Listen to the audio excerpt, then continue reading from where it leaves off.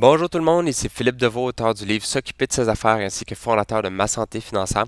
Aujourd'hui, la vidéo est en lien avec le pointage des crédits.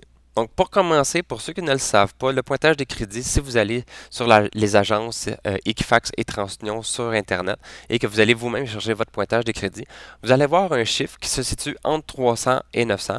Et habituellement, plus élevé, donc plus il est proche du 900, mieux c'est. Par contre, ce que j'entends souvent comme définition du pointage de crédit, personnellement, je crois qu'il est, en fait, il n'est pas tout à fait faux, mais il n'est pas totalement vrai non plus. Donc, ce que j'entends habituellement, c'est que c'est un gage de crédibilité, de solvabilité. Donc, plus votre pointage est élevé, mieux c'est pour vous, mieux que vous êtes considéré solvable. En fait, c'est pas tout à fait vrai. Moi, avec le temps, avec les différentes stratégies, analyses et observations que j'ai pu faire à travers le temps et tous les dossiers des clients que j'ai pu en arriver à une définition un peu différente de ce qu'on est habitué d'entendre. Donc, pour moi, la définition que j'aime donner par rapport au pointage des crédits, en fait, c'est celle-ci. C'est que le pointage des crédits est un chiffre qui détermine votre capacité à gérer le crédit qui vous a été accordé. Donc, ça vient à ce moment-ci parler du crédit qui vous a été accordé.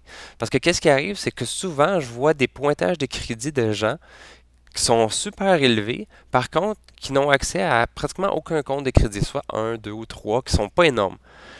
Tandis que j'ai d'autres personnes qui, eux, ont un pointage de crédit peut-être un peu moins élevé, mais qui ont plusieurs comptes.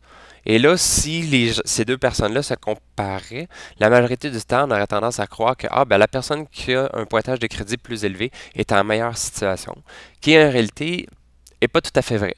Donc, les créanciers, ce qu'ils veulent savoir, c'est est-ce que vous êtes capable de payer et est-ce que vous êtes capable de gérer vos comptes de crédit.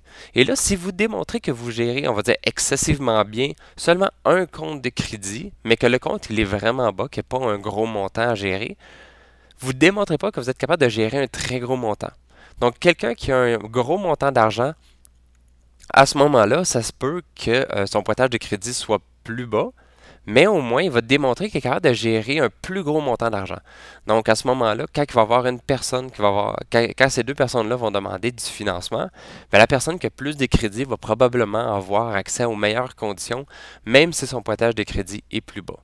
Donc, je répète la définition que j'aime donner du pointage de crédit, qui est en fait un chiffre qui détermine votre capacité à gérer le crédit que vous a été accordé.